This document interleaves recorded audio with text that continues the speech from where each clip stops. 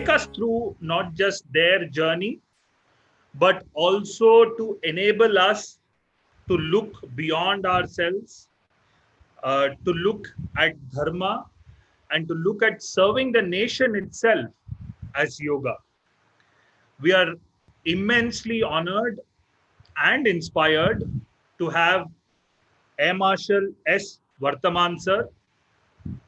He is a decorated, retired Indian Air Force veteran, a recipient of Param Vishit Seva Medal, Ati Vishit Seva Medal, and Vishit Seva Medal.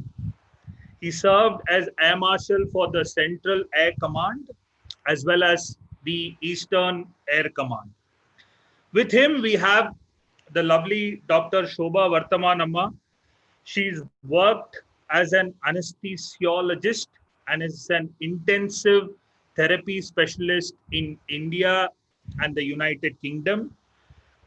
She's worked in various countries such as Africa, Philippines, and the Middle East. She's a volunteer with the interesting initiative called Doctors Without Borders, Medicine Sans Frontiers, MSF. And over and above, she is a very, very lucid social commentator in Tamil. We also have, needless to state, we need a compass to steer us. So we have Sri Raghu Ananthanarayanan, who is the co-founder of Ritambhara. We've been associated for a few years now. We've been doing our best to explore the inner work through yoga, which inspires me as an individual, and on behalf of India Foundation's Center for Public Diplomacy and SOPA, we are committed to exploring this with him.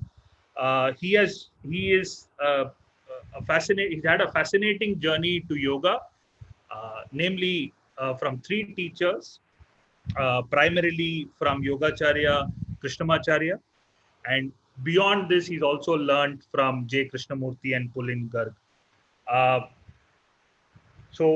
Without wasting, he's also a grad from the IIT Madras.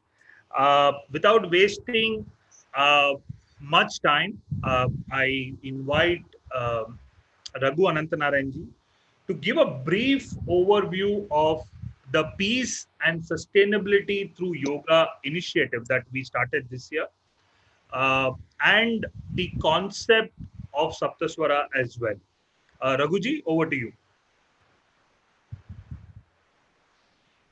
Thank you, Sudarshan.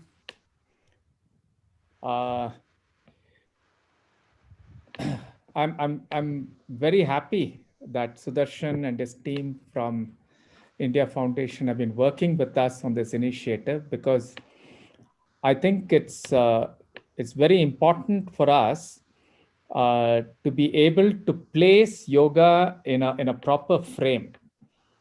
Yeah, and the more I'm engaging with people who are teaching or practicing yoga and so on, the more the necessity of restating what is yoga becomes apparent. Yeah, see, for example, it is taken for granted in the tradition that Yoga Sutras and all teaching of yoga is anchored in the idea of dharma. Yeah, to give you just one example, the most commonly understood text of yoga, Bhagavad Gita, starts with Arjuna asking the question, what is dharmic action? And then you have 18 chapters which explain and enable Arjuna to discover what it means to act in a way that is dharmic. So this is often forgotten, that the entire practice of yoga is the developing of various kinds of actions and mental and psychological habits that provide a scaffolding for the best inside us, for the most dharmic insights, for the most deep divine intelligence from inside us to act. So unfortunately today, just asana and pranayama is called yoga. and then it gets twisted into all kinds of branding. And that's an unfortunate thing. So one of the challenges that has been put to me very often is this, all this stuff is very complicated. Your Hindu texts are very complicated. How do we follow it and all of that? Yeah. And that's again a little sad to hear this, because it has been complicated by people who haven't understood its simplicity. Yeah. One of the very interesting statements that I heard one of my teachers say is comparing uh, the Hindu understanding of the world with the Zen Buddhist understanding, because Zen Buddhism is supposed to be extremely simple. And there is a very interesting koan which says, I'm pointing to the moon. Why are you looking at my finger? Yeah. And it's a very beautiful koan, because it says, all these Zen practices are to enable you to take your eyes off what is happening in the earth and see the beauty of the moon. The only problem is that the Hindu hand is also doing exactly the same thing. It's pointing to exactly the same place, and it probably has its hands in exactly the same attitude. The only problem is this hand is just absolutely beautifully decorated. It's bejeweled, it's sculpted in the most beautiful way. And it doesn't just say, look at the moon. It says it in dance, it says it in music, it says it in every possible artistic way that you can imagine. And I think people often get lost with these aspects of it and forget to see the simplicity. So, one of the things that happened was when I was challenged with this, I went back, thought about it, and said, how do I express the total simplicity of the whole process? So, if you look at the Yoga Sutra, especially, and then the Bhagavad Gita, there are 7 key words, which, if you understand, you get a picture of the entirety of the philosophy and the practice.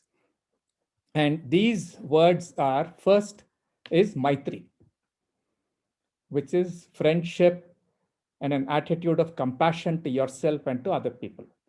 You find this in all Indic texts, whether it's Buddhist or Sikh or Jain or whatever it is, right? The second is karma. And karma means intense action. And inherent in the word karma is the word seva. What do you act for? You don't act for yourself. You act with an attitude of seva. Yeah. The third word that we think is extremely important is dharma. So are you acting in a way that enlivens yourself and enlivens other people in your context and enlivens the world that we live in simultaneously? That's the basic meaning of the word dharma. So we explore this. And then, of course, if you don't have enough jnana, you cannot act. You can be passionate, whatever, but you really cannot act in a way that is meaningful and incisive. So jnana is a very important word. And then you have a word which I think is quite special, which is ramyam. And ramyam means to have a sense of delight and beauty in everything that we do. And this is why whatever is put across in the Indian context is always put in with a sense of aesthetic delight, aesthetic beauty, right? That's why the hand gets bejeweled and all of that. Yeah, that's ramyam. And then there's another key word, which is yogam. So yogam means to bring all of one's abilities, all of one's capabilities together in a way that is extremely well integrated and in a dynamic balance. And then you have the word abhyasa, which again says, can you situate all of this in everyday practice? So abhyasa is not done somewhere else. Abhyasa is done in every conversation, in every interaction, in every space that you occupy.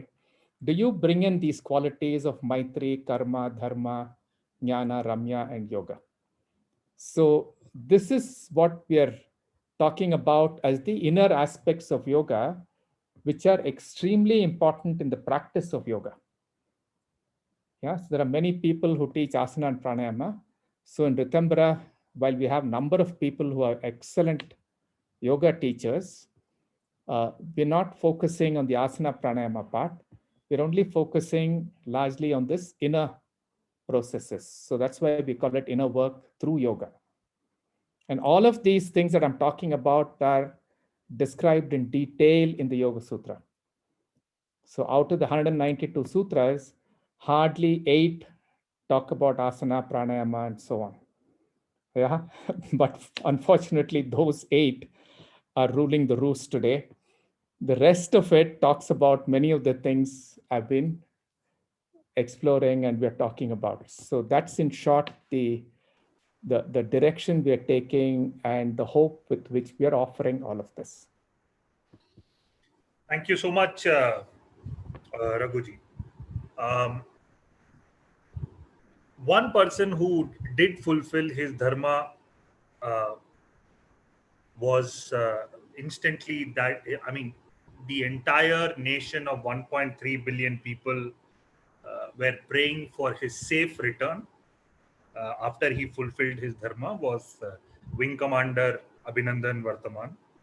And they are his proud parents. And we are immensely glad that we have them here to share their perspective with respect to what you have just laid out as a broad vision. Um, may I request now Marshal to start his views. He would like to show a presentation as well, if I'm not mistaken. And then we will have Shobha Ma speak. And then perhaps Raghuji could have a short dialogue before we open up to questions from the audience. In the interim, if any of you observe the presentation and have some questions, please do type it in. I'll have a look at it and we'll take it where it goes. Yeah. Over to you, Marshal, if you can unmute yourself. Yeah. Thank you. I'll just...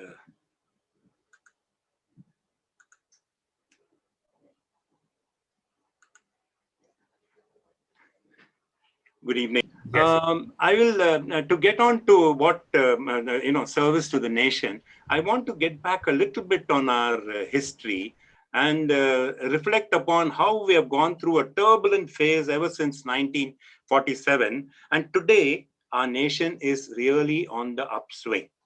In 1947, it was a glorious day on the 15th of August. And we were, all the Indians at that time, we were about 500 million. We had dreams in our eyes of making a great nation. And soon as we started, we had our problems with Pakistan, which invaded us in 1948, immediately after the independence. And then we had a war which went on for well past 1 year.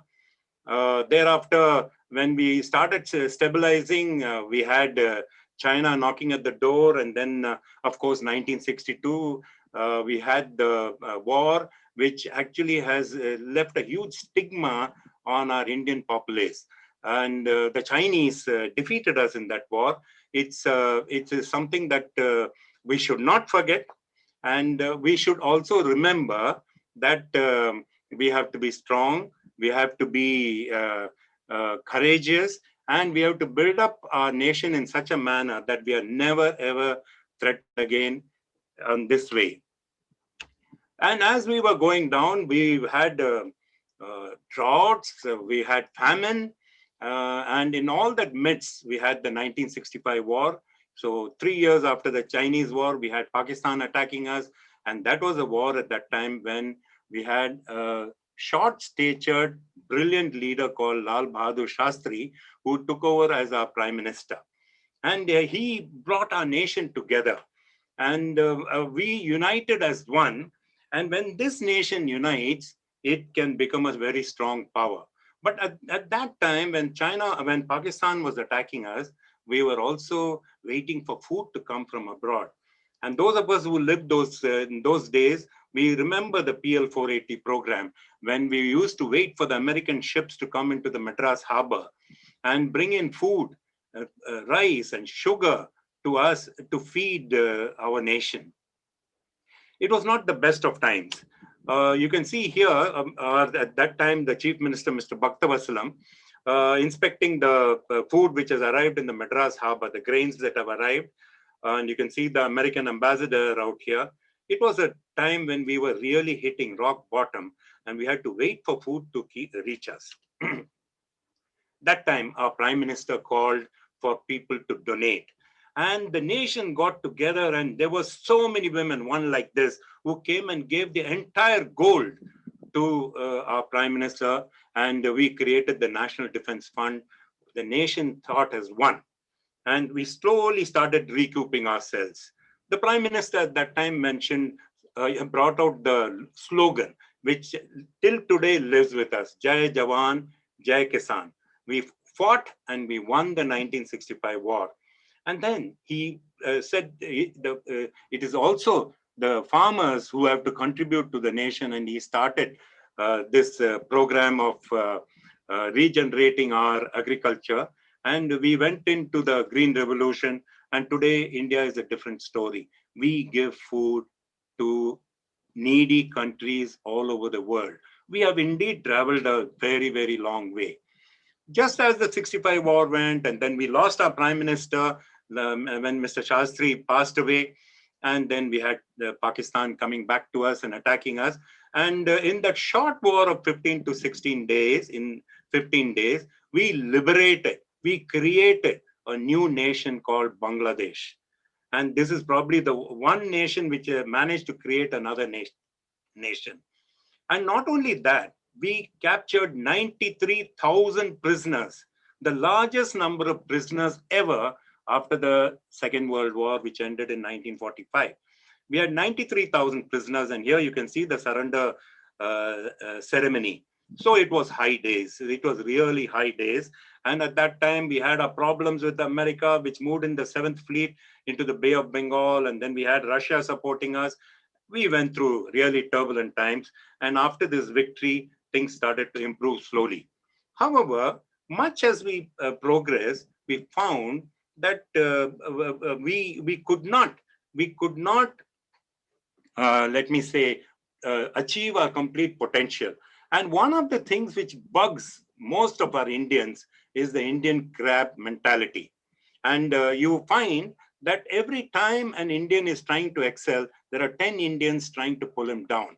Instead of celebrating that individual who is excelling in whatever he does, we actually work towards pulling that person down. It happens in every sphere in our country, and I've seen it all in the defense industry to everywhere. The Indian crab mentality is the one which is actually a liability, and the sooner we get out of it and celebrate the success and the achievements of our own Indians, we will have a problem with that. And when we started to, we actually went into isolating from the rest of the world, and we started creating our own simple solutions, which was something like a cottage industry, which is today called the Indian Jugaad. And because we created the Indian Jugaad, we found simple solutions and simple cost-effective solutions. We could not become globe beaters. We could not become globally competitive. Today, we have realized that, and we are trying to do things which make us globally competitive so that our products are sought after all over the world. One of the things is when we go abroad, many of us have traveled abroad, we find that there is pride in the profession. We find even if it is a janitor who's coming and sweeping your office abroad or your home abroad, he has his own pride in the profession he does. Not so in our country. If you say he's a chaprasi or a sweeper, we look down on him. So therefore, we have to create the pride in our own profession. Whether you're a sweeper, look how beautifully she is doing her job, or it is corporate excellence in Mukesh Ambani. So many a time when I go and speak all over to many schools and colleges, they say, I want to join the military. I said, why do you want to join the military? And they all say, we all want to serve the nation. I said, don't you think a janitor or, an IT professional or a doctor or an engineer, aren't they serving the nation? So all it has to be is, all of us have to realize that everyone, whoever is doing any work, whether it's a housewife bringing up her two lovely children to be good Indian citizens or any other job, as long as we are doing it to the best of our ability, we are all serving the nation to make our nation great. So when we want to make this nation great, we have to realize what is the greatness of our religion, of our nation. Is it our nation or is it our religion? And you find that this is a problem which you find all over, and there are many unscrupulous leaders who exploit religion and try to put religion bigger than the nation. The Indian military has sorted this out completely, and I will tell you a little bit about it. Recently, our Prime Minister spoke, and I think this was just about 10 days ago, and he was speaking to the IIT in Delhi, and where he said, everybody can have ideology, but the ideology is not greater than the nation. The nation is always above ideology. You're welcome to have your ideologies, but remember, the interests of the nation is paramount, and it's always at the highest. So the Indian military is secular. We are not, we just, when we go into war, we go into, we're all together. It really does not matter whether my colleague and my comrade is a Christian or a Muslim or a Jain or a Sikh. It really is irrelevant. We are a secular military. And here you can see there is a passing out parade where the boys are going to get commissioned and join the military. And you find the priests from all the four important religions are marching onto the parade to commission the new recruits who are going to join the military. You find here the namaz is being led by the general. He's a Sardar, and he is leading the namaz. So we believe in the goodness of all religions, and there is no religion which is more than the others. And we celebrate each and every religion in our country. Wherever we are, we go.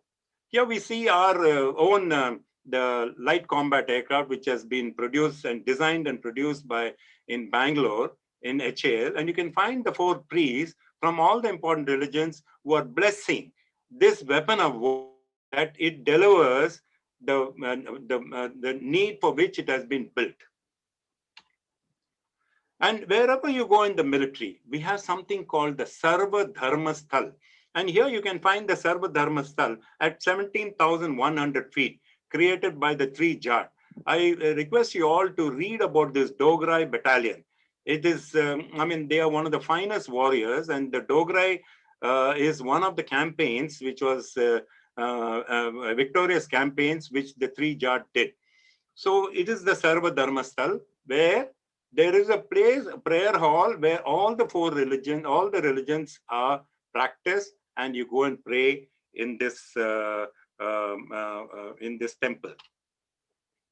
Now, the military has another aspect which is very important to us, and that is our mantra, and that is our dictum, which carries us through all over. And it goes like this, and it was delivered by Field Marshal Chetwood when he inaugurated the Indian Military Academy in 1932. And he said this, and this is the mantra which is there. The safety, honor, and welfare of your country come first, always and every time. Next, the honor, welfare, and comfort of the men you command comes next. And lastly, your own ease, comfort, and safety come last, always and every time. And we in the military, we always put this motto in front of us, and we find that we cannot make a mistake. Always the nation wins. And we are all I have been trained in the National Defense Academy, where we say this is the service before self, which is the most important thing. And we have to place the nation first, and only then can we achieve our aims. Now, when we want to put the nation first, many in our country do not realize the harm that some of our leaders produce. The military's job is to defend this nation. How it defends this nation? They do it by the strategy in relation to discussing with the government. But when you do defend the nation, and when you do something right, if leaders turn around and ask for proof, that is the most demoralizing aspect that one can have. And mentioned last year after the Balakot strike, including after the surgical strike, we carried out 3 of them, and we did it so beautifully. It's been admired over for the precision and the accuracy and the hard power that we executed, and it was questioned again. Look at this, and all of you probably have seen Major Gogoi, who was called on an emergency to come and rescue soldiers who were trapped by the civilians who had surrounded, and they would have killed them, and perhaps the soldiers would have retaliated, and there would have been casualties on both sides. Major Gogoi rushed to that scene of action with his men of 10 to 15 men, and he didn't know how to get them out. And as a brilliant leader, he thought of something at that crucial moment and tied up this guy in front of the jonga. And because this guy was tied up in front of the jonga, the civilians stopped hitting the soldiers, and he managed to rescue all of them. But the nation questioned his leadership and did not admire the exceptional leadership that he exhibited by saving the soldiers and saving the civilians as well. And there are irresponsible leaders in our country. When there was the row on the Rafale discussions, he came up on national television and he says the IAF chief is lying, suppressing the truth. I mean, these are things which responsible leaders have to be very careful that you don't make this statement, because the last where the buck really stops is the military. And if you start doubting the military, then we are going to be left nowhere. Now, while the military is defending the nation, we also have to realize that many of our Indians are excelling the world over, and they are going and finding places to excel in all the countries, doing well, making the country proud, and achieving their dreams. But they all bank on the support of the military to get them back when there is a crisis.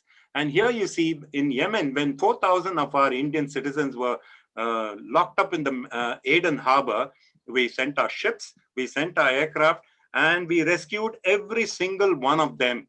Here you can see them in the aircraft. When we were rescuing them, we called it Op Rahat, including the old and the infirm. We managed to get everyone back, including this little baby who was born in Yemen, who was not even a few days old.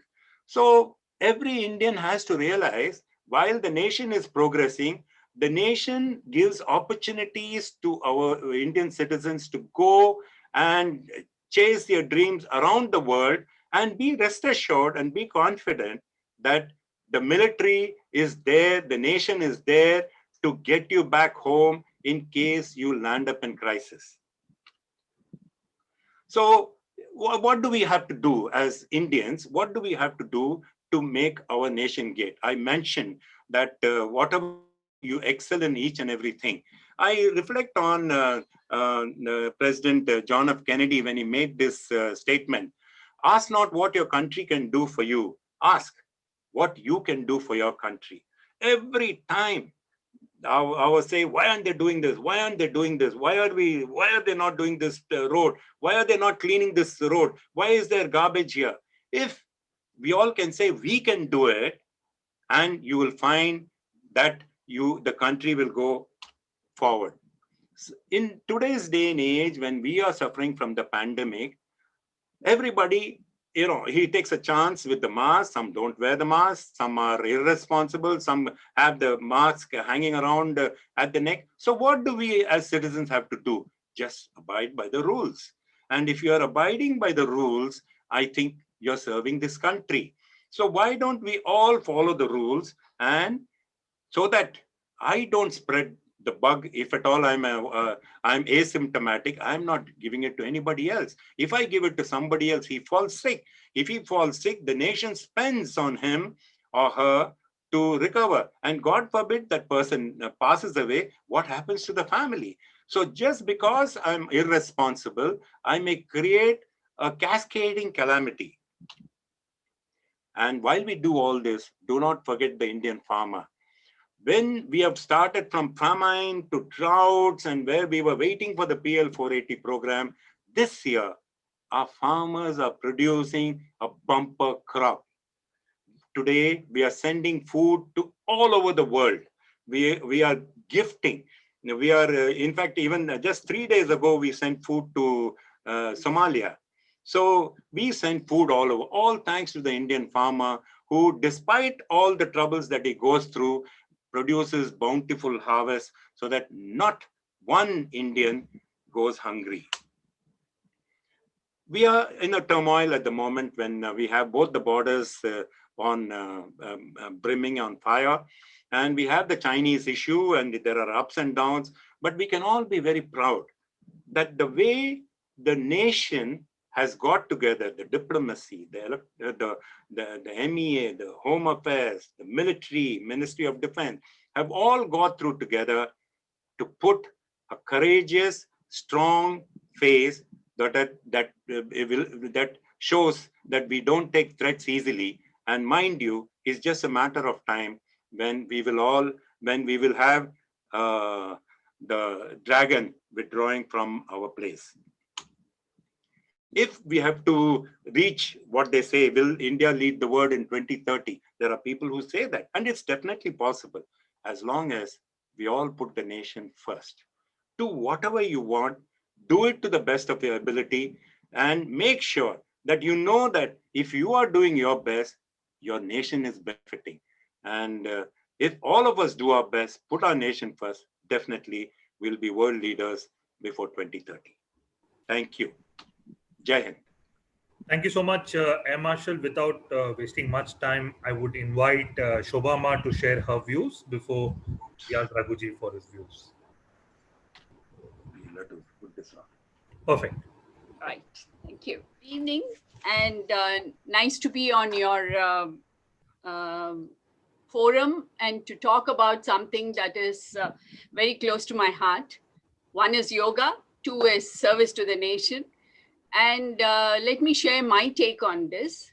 And I am a thorough military person.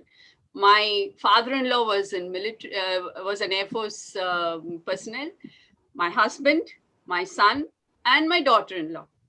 But I would like to say something different, which I, as a, what shall we say, a householder, a mother, a wife, thinks about yoga and how I could serve the nation.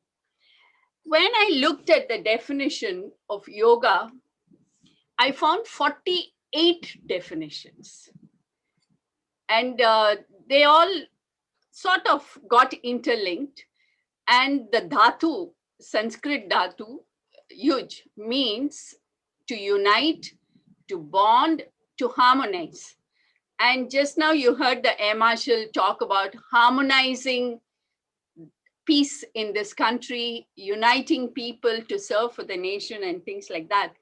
But for me, my territory, my sphere, my world is my family. And this families become a society, a community, and then this community becomes the nation. And so And since I do not have such a huge arm to encompass such a large territory as a nation and several communities, I will restrict myself to my family. And how can I think about my family and how will that serve the nation?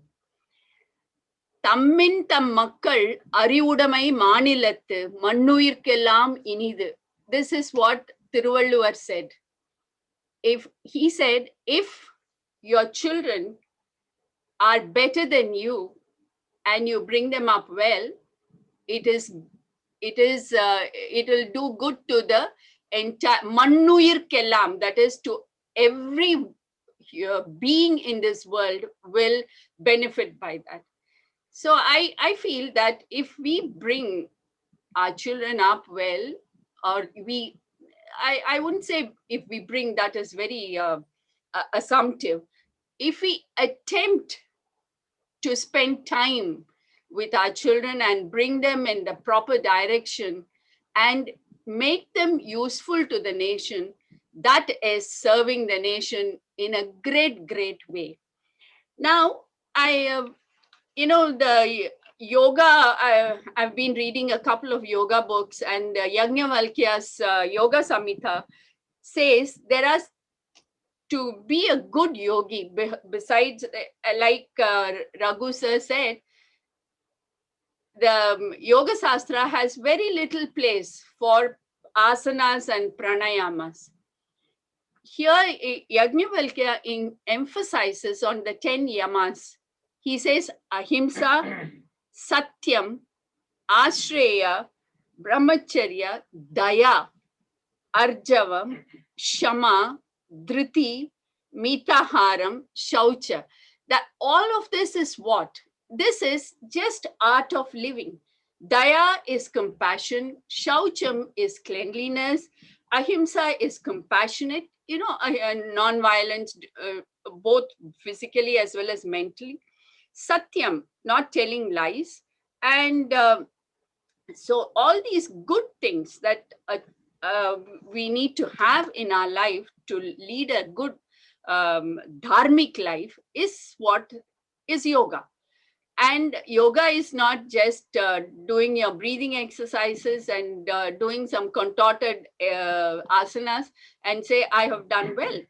But then the yoga is also, I'm told that if you practice yoga, in the beginning, there are many benefits.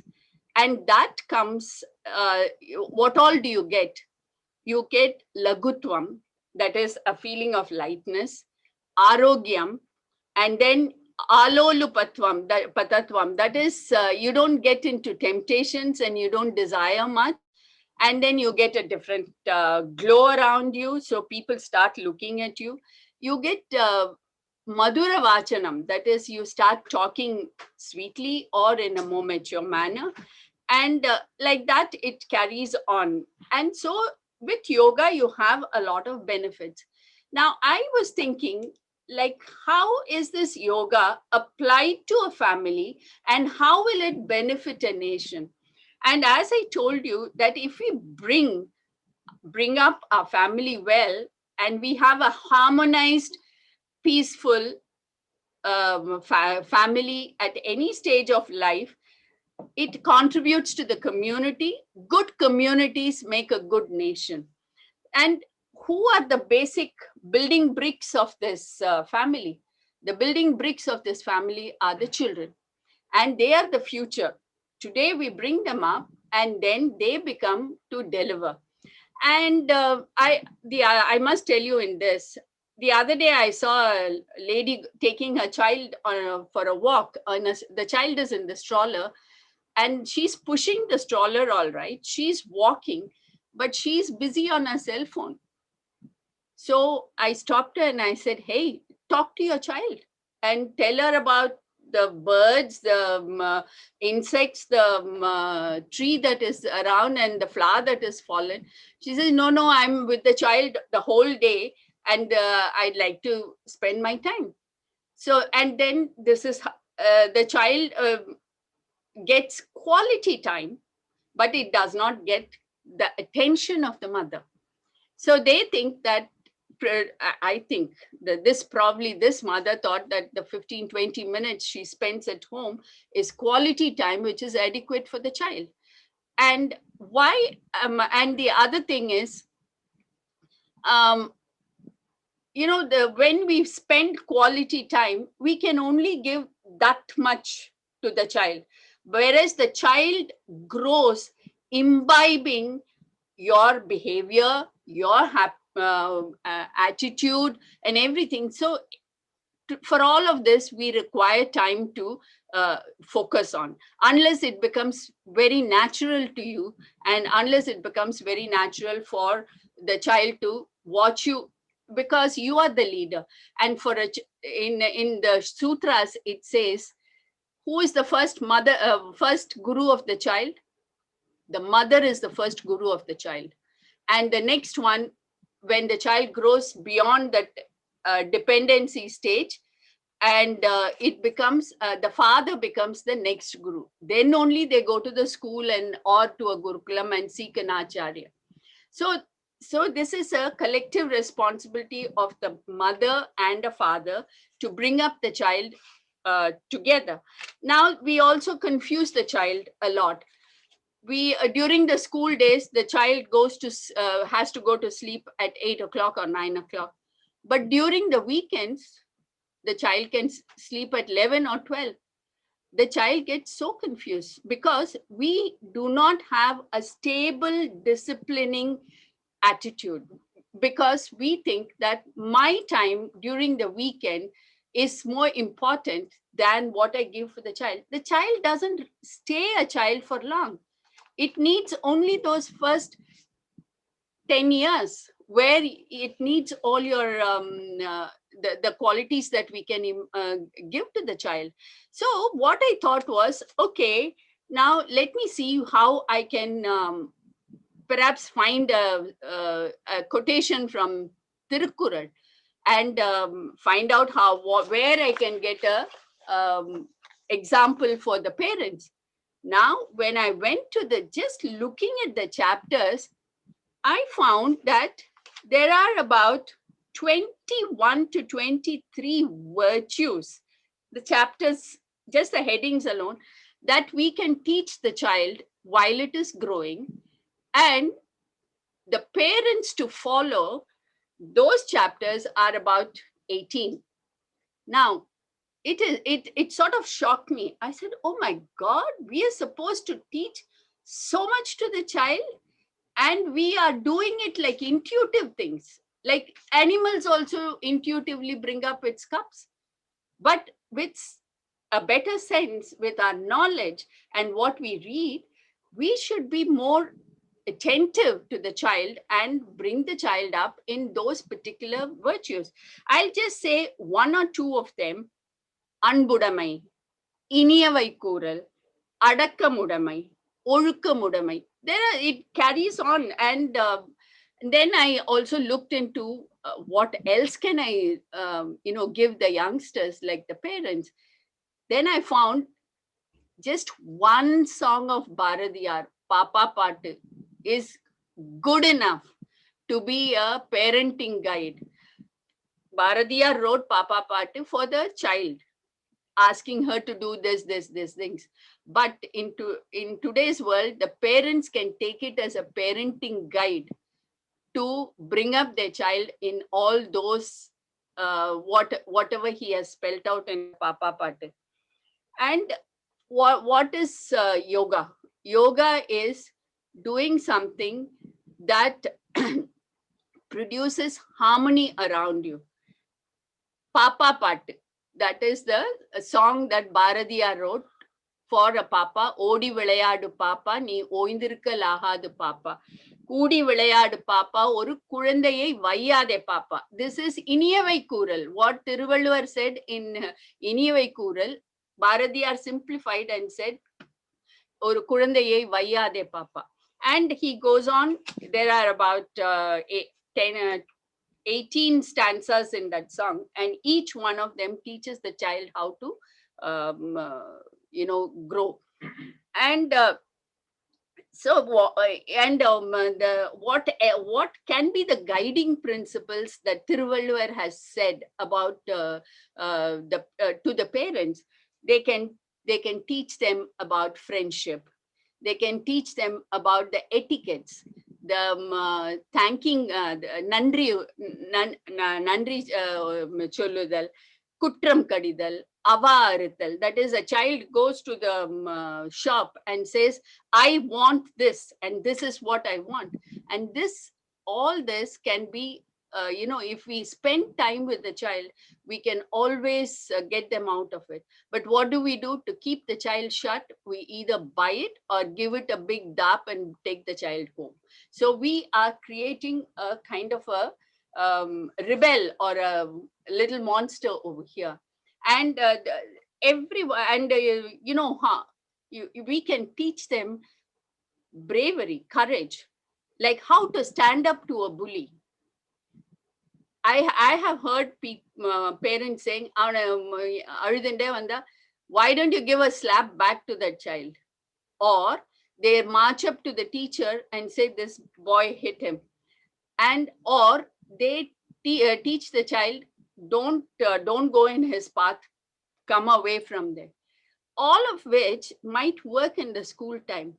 But when they become adults and they face such situations as an adult, this is where depression comes, suicides happen, and or they become uncontrollable anger. And then the anger management, the psychologist, and various other things kick in there. But if we have told, if we know, that is, if we to tell the child, we should know also. And how would we know if we are just running from morning till evening, rushing from one place to the other? We will not know. So this is where Ava Arital comes. If the parents say, okay, I got 4 walls to live in, and I have a roof, I have a vehicle to go by, and I have 3 meals to eat, and I can put my child in a good school.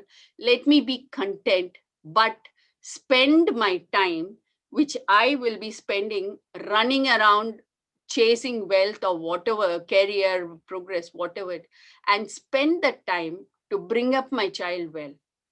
And let me tell you, people might say that, okay, the child is grown up and then you are left alone and your career takes a back bench, and then what happens? Nothing happens. You live contentedly ever and ever, but you live with the satisfaction that I have produced a good citizen for this country.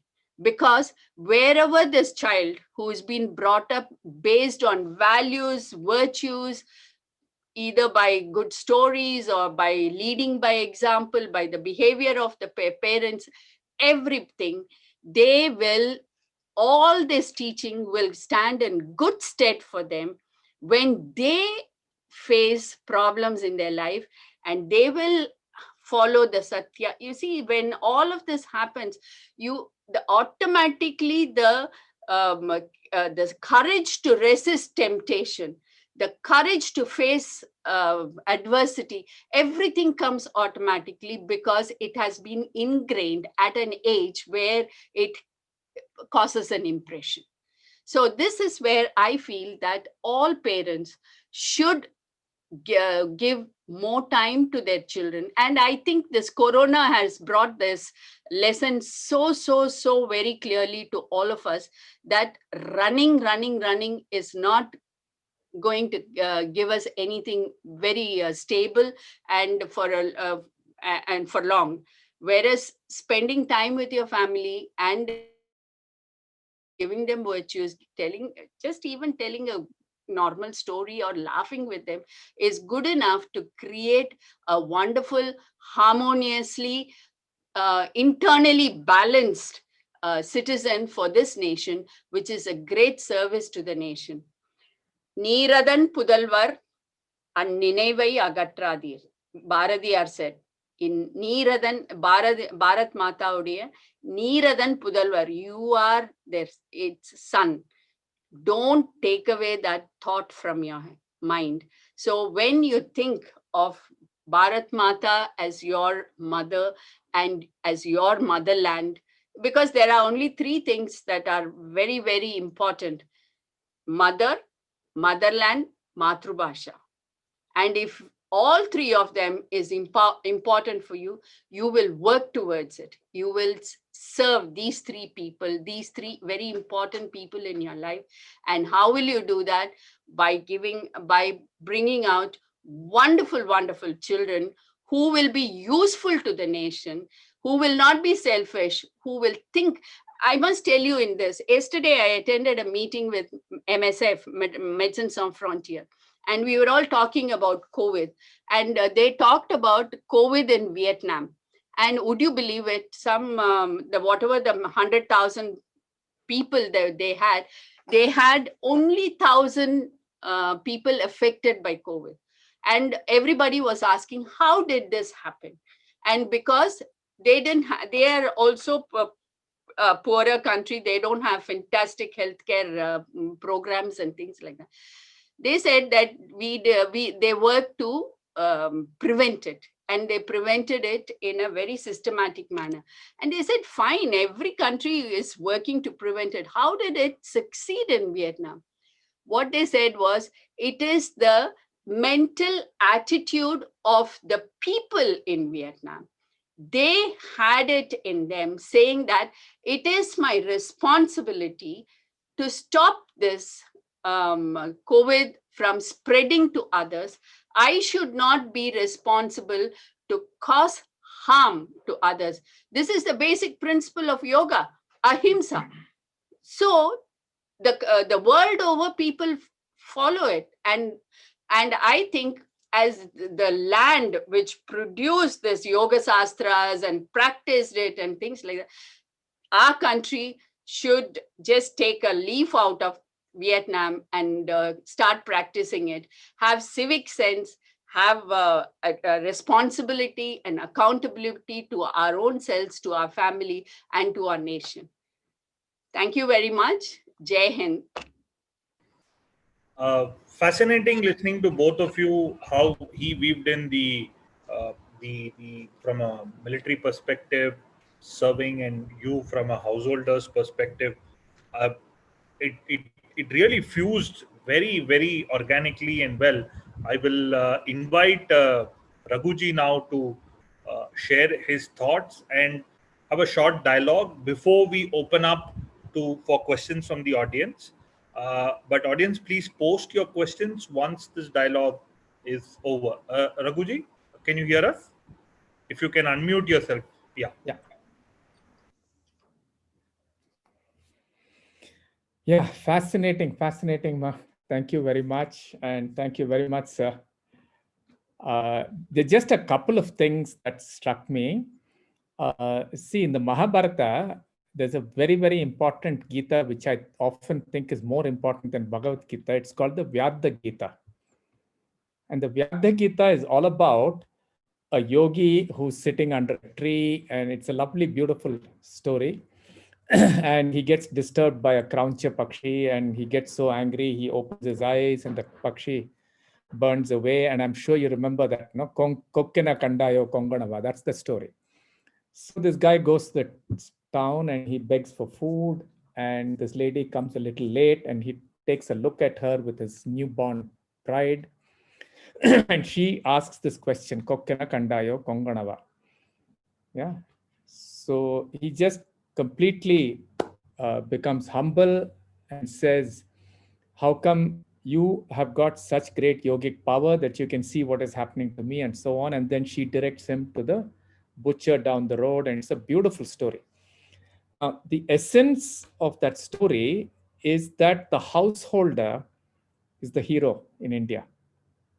The Indian hero is not the ascetic. The Indian hero, unfortunately, sir, is not the warrior either. It's the householder, because the entire story of the Vyadha Gita then gets, it has many levels of it. And finally, a Janaka is called a Janaka because he's a householder while being a yogi. So I was very fascinated with what you said. And I also remember another very interesting statement that Krishnamacharya has made. He says that by the age of 5, the child has imbibed most of the samskaras, has imbibed most of whatever the child has to internalize. And after that, it is just an unfolding of what has got internalized in the first 5 years. Right? This is beautiful ancient wisdom. And I wish people would, respect it, understand the beauty of it.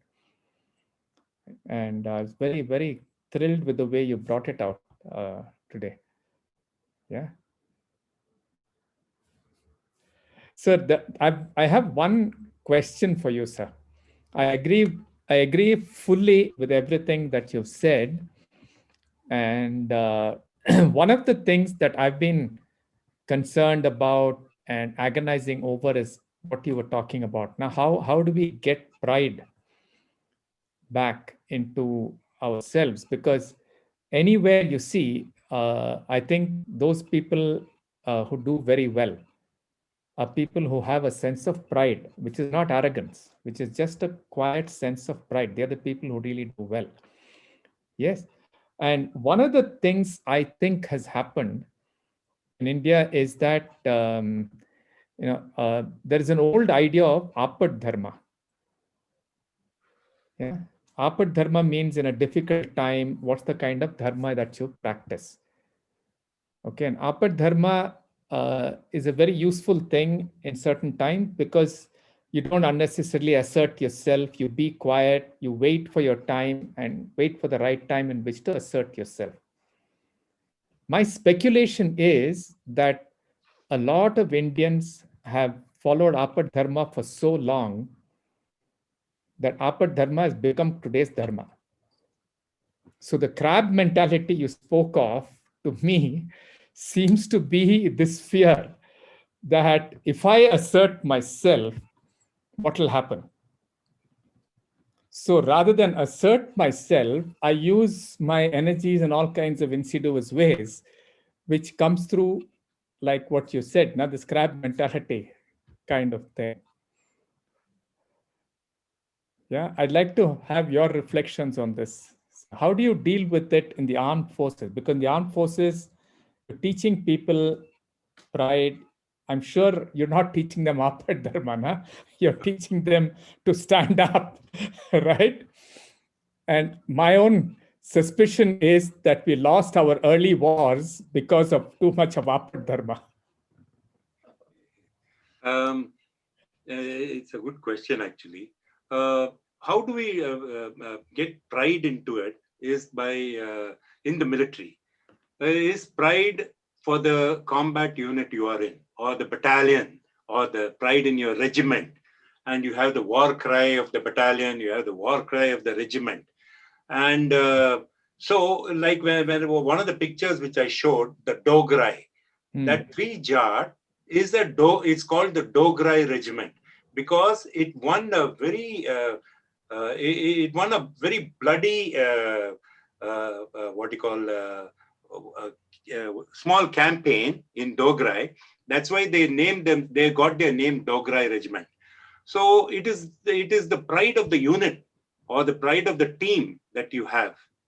And that's what carries you through. So you are you're fighting for the honor of your unit. And because you're fighting, it benefits the nation.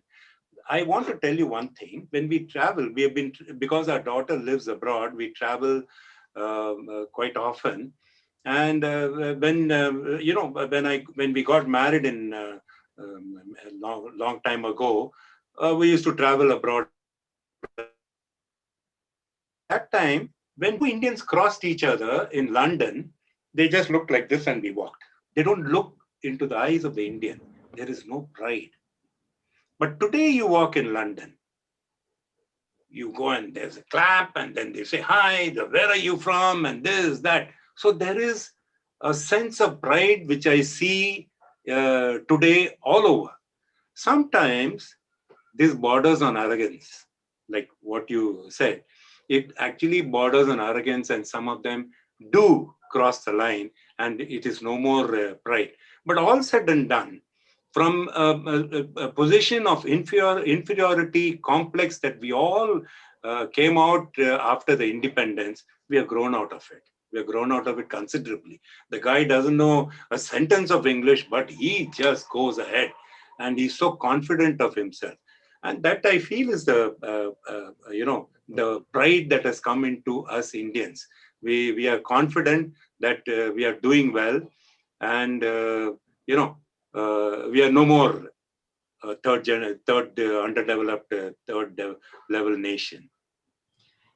See, the other thing is the confidence is also minnala வந்து என்னால முடியுமா, can I do it அப்படின்னு ஒரு question இருக்கும். இப்போ ஏதான ஒன்று சொன்னா பண்ணிடலாமே, முடியும், அந்த confidence, and find ways and means of doing it. That is because we have accumulated knowledge from everywhere. In those days, education used to be just doctors and engineers, but today you see the children, they are into every this thing. And I think every sphere, you can be an actor, you can be a director, you can be a musician, you can have combinations of mathematics and history. And now with the NEP policy, I think it is offering tremendous opportunities to children to grow and expand. And this knowledge, and I'm so thankful for this NEP, because I used to work in NGO in Delhi, and the slum children, one of my biggest jobs, I had about 12 slums under me. One of the biggest jobs for us in the department was to put these children who have dropped out of school. We'll go and put them. After 3 months, when we go to follow it up, they would have dropped out already. And then one of the child said, listen, madam, my mother wants me to go and sell vegetables and I cannot stay in the thing. But what do you want to do? He said, I want to be a fridge mechanic. And so I took him to the Polytechnic, and he was all of 13 or 14, 13, I think. So I went there, and that government Polytechnic said, we won't take, he has to be 16 to join this thing. I said, if I wait from 13 to 16, this boy would have gone into crime, drugs, everything. But today that NEP has brought that opportunity to, we are doing fairly well to get out of that crab mentality, but all the same, we are that envy, that jealousy and all is still there. That is what we should try and control with yoga. No, I think the envy and all are side symptoms of the central thing of being afraid to assert oneself and act and do. If the moment I have confidence that I can act, I don't have to be envious, no? Yes, yes. The days are coming. Good. I'm happy to hear this.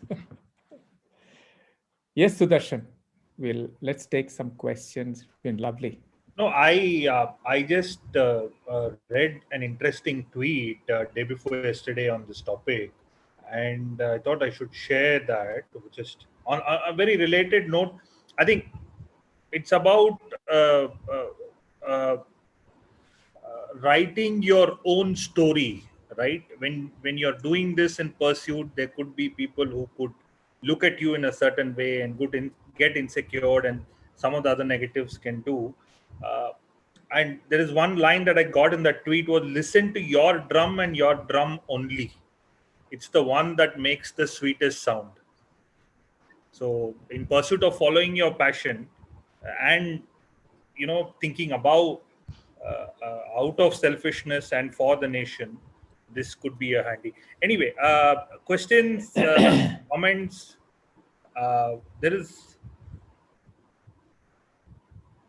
There is one question from Kranti ji. Shobha, you may want to take this, and Marshal can also add. Why women don't come together as one unit? In nuclear families, nuclear families are drifting apart today. How can we forge unity amongst women is Kranti ji's question. this also comes from the crab mentality. I think we are taking that one thread and discussing. No, it's yeah, in a way it is, but the crab mentality comes from a different angle and direction, whereas the women not doing things is, I worked with NGOs and I've seen enough. I remember in 1988, I gave a talk about girl child. You see, the thing is, and who came to listen? My daughter, all of 10 years, she came to listen to that. She said, I want to listen to your, I think it was 1992. And she said, I want to listen to this because I want to know what your thoughts about girl child is, whether you brought me up differently. And the lack of unity among women comes from underconfidence and lower self-esteem. And the onus of it falls mainly on the patriarchal society, as well as the mothers who imbibe it and bring up their children. So there we have to change the mindset. That's what I used to tell in my girl child this thing. Don't teach your child equality. Don't teach your daughter equality. Teach your son equality. That is where it will work.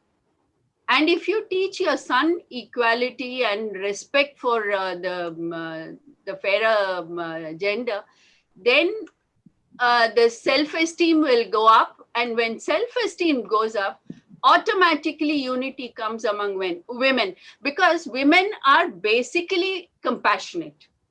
They have empathy. It's not like one brother killing the other brother. All that they show in the TV with this, these TV serials, each the mother-in-law killing the daughter-in-law and all, is not that compassion and empathy is an innate character of a woman. And this has to be developed. Like somebody said, will you treat your, will you something about treating the husband as a king. So the wife said, if you treat me as a queen, I will treat you as a king. It's as simple an equation as that. So we have to improve the self-esteem and confidence of that woman. Say she is the crux of it. It is said in Manusmriti. And in Manusmriti, they say that if a woman, that is, they include 4 women in that: mother, wife, sister, and daughter-in-law. They don't include the daughter, of course, because maybe she's paraya, she goes out of the family to another.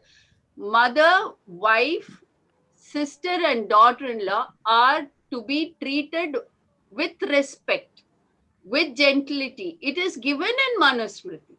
Only thing is, we've forgotten all of it, and we treat a woman like, a rag to clean the floors. I have seen this happening in my travels around the country. So once the woman's confidence and self-esteem goes up, all her innate good characteristics will, express themselves, and we will have excellent unity all over.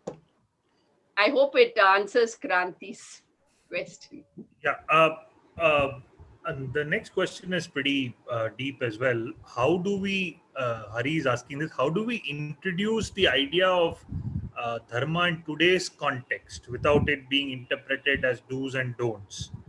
Because often any talk of duty gets understood as imposition. So, for example, from an Air Marshal's perspective, it is serving the nation through the military, or looking at anyone and everyone serving as the nation. From your perspective, it is upbringing in the family, the householder's duty. Perhaps even Raghuji can answer once we have your views. How do we introduce this idea without it being interpreted as do's and don'ts? See, there is no, I mean, I don't know whether it has to be introduced. It's already there. Once we become aware of our duty and our accountability, you see, one is responsibility. People might say you should realize your responsibility and do more than responsibility. Accountability is the basic thing. Like if I'm a mother, I should be accountable for producing a good child, not a wayward child, or a child which doesn't have problems like, if if I'm working as a doctor in the hospital, I should be today everybody fights with the doctor, and how they are slapped with cases if a patient dies.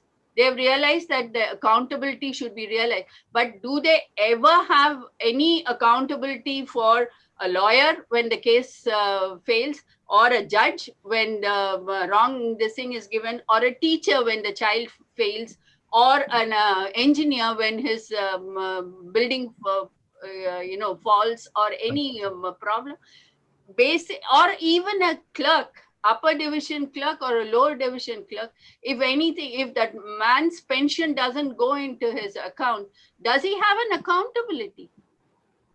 Accountability is the basis for everything. Like if a wife says that I have failed my husband and he's gone into depression or he's walked out of my house, where is the accountability? That is the, and if all of us realize our accountability, that is dharma.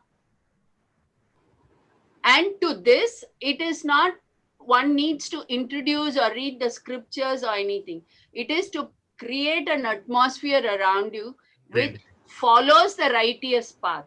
And for righteous path, we have to have a cultured environment. And for a cultured environment, we have to sit and think. What is good? What is it hurting the others? It's not hurting the others. If it doesn't hurt others, that's the right way. If it hurts others, it's a wrong way. You don't have to read Vedanta or Dharma Sutras for all these things. It's a way of life. The way of life is Dharma. Marshal, you want to add to this? No. Okay. Raghuji, your thoughts on this? Very, very simple. I agree with what Shobha was saying. Fundamentally, when you watch children, they exhibit all the qualities that you call dharmic qualities. Yeah, they're willing to share with each other. They might have a fight. They'll make up. They know how to deal with reality. Unfortunately, there are a couple of things that have become what is called the Yuga Dharma today. One Yuga Dharma that has happened today is competitiveness and extractiveness and individuality and all of these kind of ideas, which I think are derived from a colonizing mind. And they have become, almost a universal understanding of how you should be. This, I think, goes against the human grain. So it's inculcated, it is taught in so many ways, and you just have to stop doing these practices, which continuously emphasizes individuality at the cost of the group, utilitarianism at the cost of ecological realities, and so on. So it's a question of what we stop doing. Yeah. The other thing, again, I'll agree with Shobha, that we've forgotten that the entire Indian structure is based on responsibility first and not on rights. Of late, what has happened is there is a rights business has become a huge thing, which is not founded on responsibility. So you'll have all this. Now I'll go to my own drum. Who the hell are you to ask me? It's my right to do what I want. Yeah, these kind of discourses, yeah, both the excessive individualistic discourse, the competitive discourse, who are the people thrown up as heroes for today, and so on. These public discourses and the pushing of this particular idea of success, that is where things have to change. And it's there in advertising, it's there in everything. So it's a widespread disease. right? It's just a question of stopping to do, and dharma is a natural thing, not something that has to be inculcated. What is being inculcated is adharma today.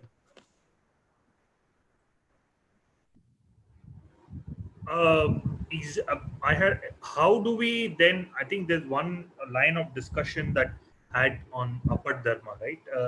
How do we then uh, sort of overcome that barrier, and like Marshal has followed his passion, Swadharma, to serve in the military.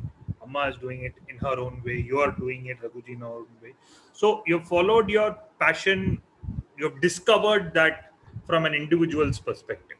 So how to overcome that ignorance factor and then follow Swadharma from an individual's perspective? If we can spend some time on that. Do you, Shobhama or Marshal, you want to add? Can you just repeat that question again? Let me catch the. No, we were at a point in time in the dialogue. Raghuji was also referring to Apat Dharma. Do you want to speak on that a little bit more, Raghuji? Before that, then we'll weave in the question. I thought I spoke quite a bit on that. Shobhama, this thing is very simple, no? If you look at many of the attitudes of the Indians, I'll give you a simple example. Now, when I was doing work, developmental work, I've been to the so-called depressed communities and things like that.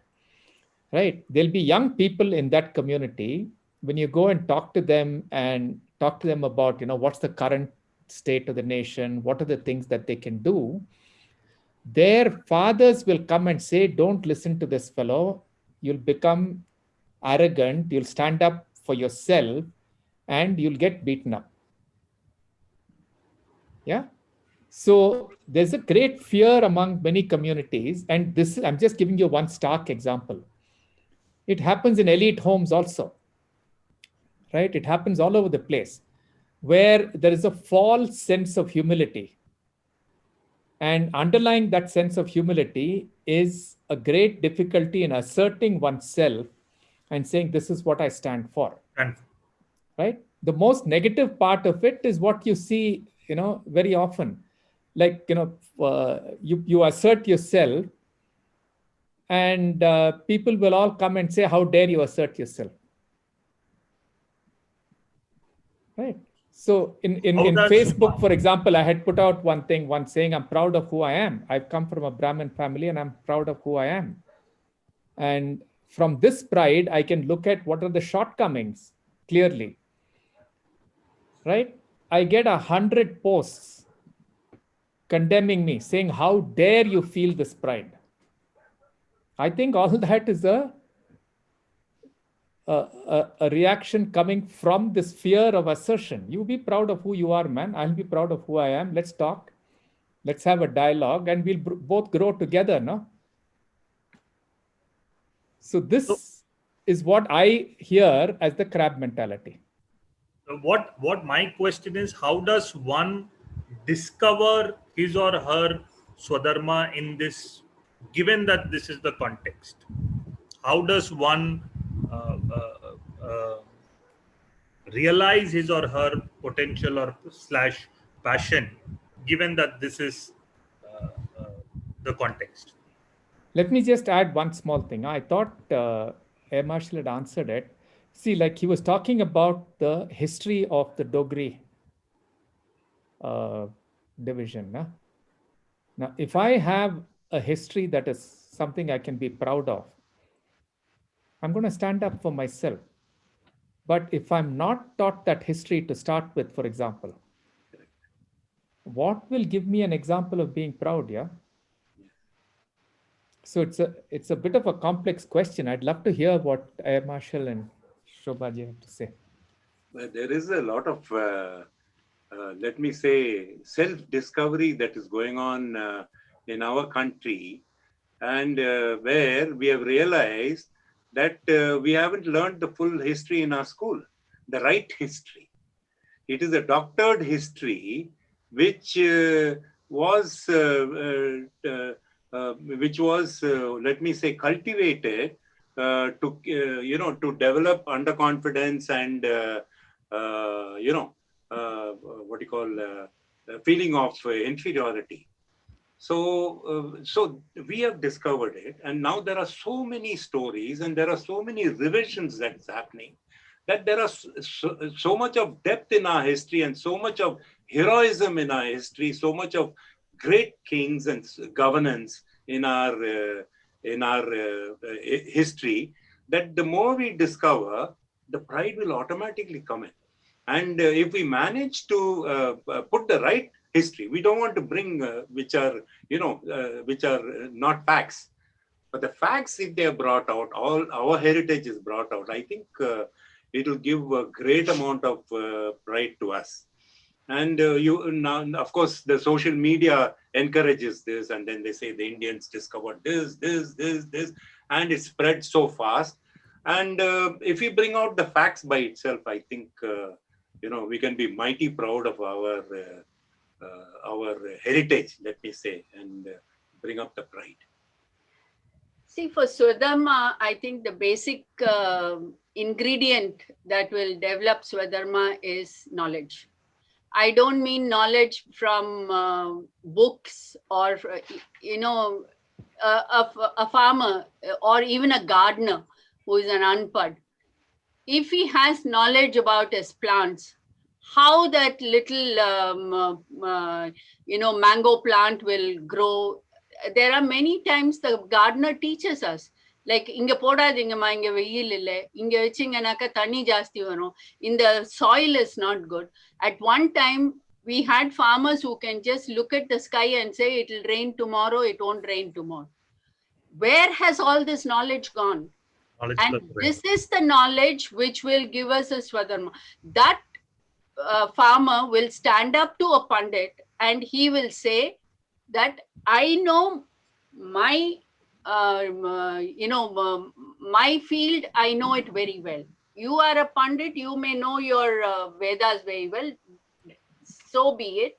And I know about my soil, but what we are doing, we are leaving what we know well, and we go to something else, which we don't know at all. We don't have, you see, the other thing also is, many things come through the genes.